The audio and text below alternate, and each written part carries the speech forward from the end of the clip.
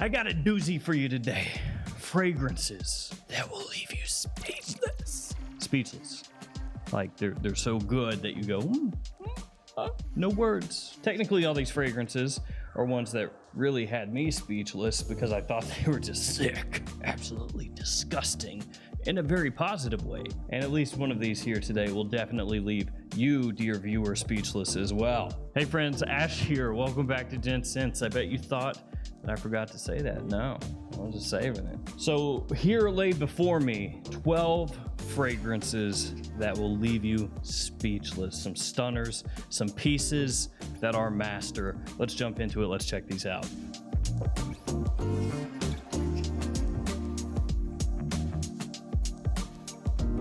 You know what else will leave you speechless?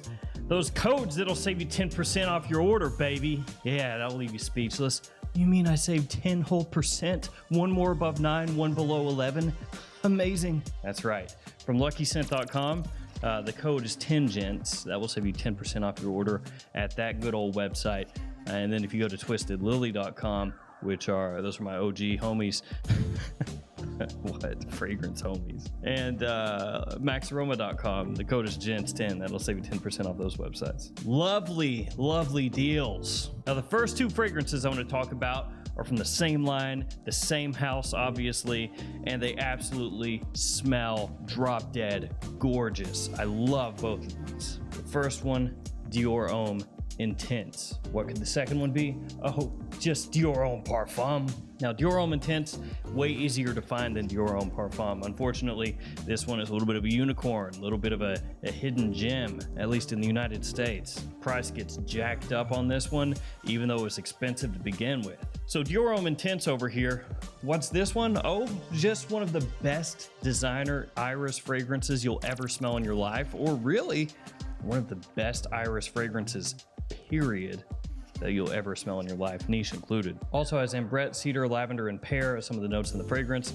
It is the fragrance that made iris as a makeup lipstick type of note really be taken very seriously by the fragrance Illuminati. And by that, I just mean like people that are into fragrances. So Dior Oud Intense, that stuff, absolutely fantastic. And you could maybe argue with me and say, no, Dior Oud is the one that really kicked it off, but Dior Oud Intense is the one that kind of drove it home. And then Dior Oud Parfum, this ramps everything up to 11.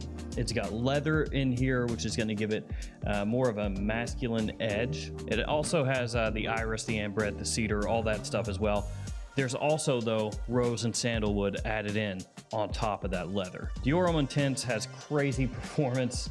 Dior Oud Parfum is stronger. This will last an eternity. Like if you sprayed this on somebody at a funeral, this is a really weird analogy, and then you dug them up years later. Yeah, this analogy is still bad. Dug them up years later and opened that casket up, you'd be like, man, you smell good. You don't look very good, but you smell good. Dior Oud Parfum, amazing. Let's keep it designer with Light Blue Forever up next from Dolce and Gabbana. This one is a little bit divisive because of the opening. Some people don't like that citrusy feeling that it has in the open, that bit of grindiness, that touch of bitter tartness to go along with the freshness and sweetness, but I got to tell you, I love it. I think it's amazing, especially considering the price you can pick this up for nowadays. It is one of my favorite citrus openings ever, period. Even talking about some of my ultra expensive niche fragrances and indie fragrances, I still think that this one is one of the best. I do know that there are people out there that don't like this opening. They think it's,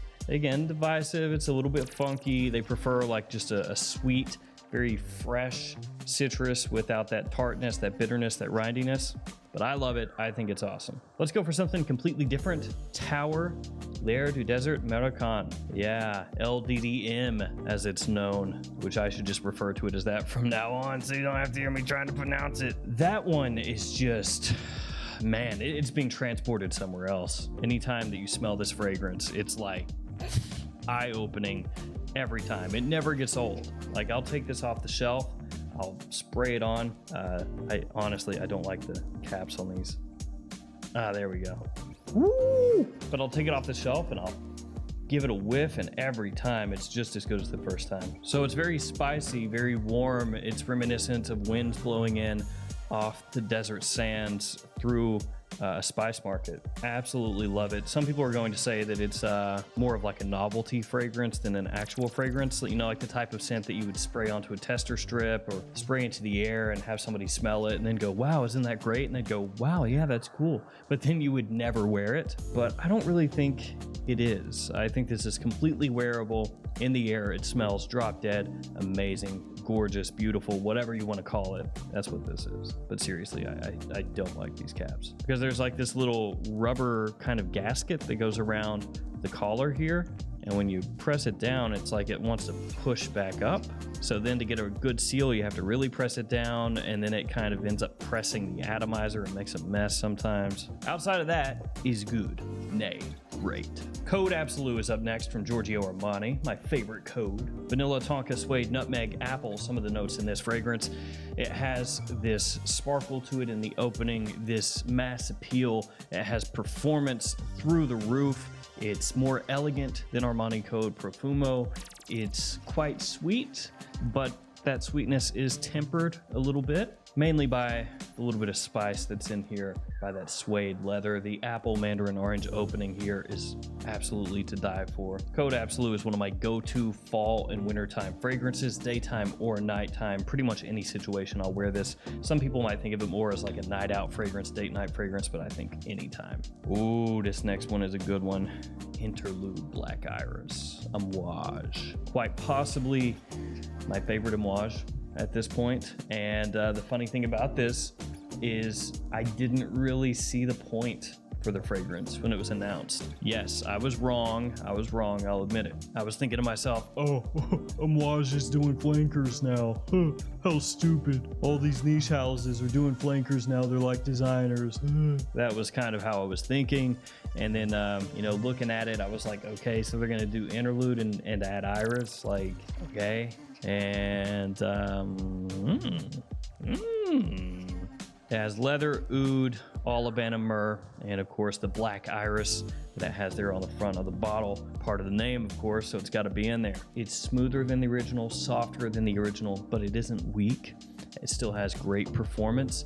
The opening, which in the original a lot of people could not stand, has been retooled, retweaked, and made, frankly, just infinitely better, more appealing. The harshness is removed, but that interlude soul is still there. And yes, the addition of the iris makes the fragrance for me. So I was wrong, I was a moron. Interlude Black Iris is awesome.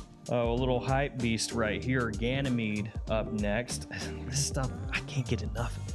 God, that's something about it I just love. It's so refreshing and minerally, and the leather in here is done in a way that I haven't really experienced across anything else other than actually some of the other fragrances in this house's lineup. But that doesn't matter. It has saffron, has akigala wood, has that suede leather. I love the opening here. Like, it is just amazing. And it's a fragrance that some people will smell and it just won't work for them for whatever reason. They'll smell it and just be like, okay, you know, it's like a little sparkly mineral whatever, who cares? Some people will think it's just like a little clean suede, no big deal. And then yet other people like myself will smell this and it's just like it sets the neurons in my brain firing just like all at once. You know, like it's a high performance engine just going full bore. That's what it feels like when I smell this. It's like such a rush. Let's switch it up, something different. Chopard Black Incense Milwaukee. Oof, man, this one is packing a punch. This one's hit the gym. It's worked out a bit. It's got some performance behind it. It has incense, because that's in the name. Also has leather. It's got oud, has spices. It smells a little bit similar to Gucci Guilty Absolute. So it's that type of leather. If you can't handle that type of leather, this isn't gonna be for you. But man, does it smell high quality. This stuff is out of control. And Chopard actually has a lot of fragrances that are very low-key, kind of under the radar, because they come in this style bottle, which is not too flashy. You know, the label is just slapped on there, a little sticker. The names don't really put it out there, don't get as much attention. You know, Black Incense Milwaukee, you say that to somebody in the US anyway, and they'll be like, what? Are you a hippie? You burn incense?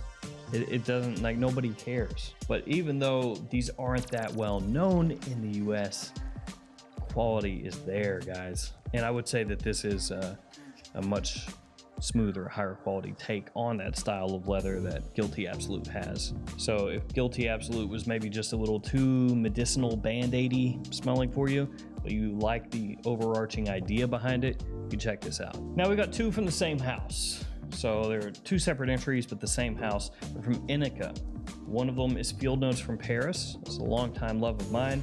And then Idlewild. And I think that for men, these are the two best. Like, if you're gonna check out anything from the house, it should be these two.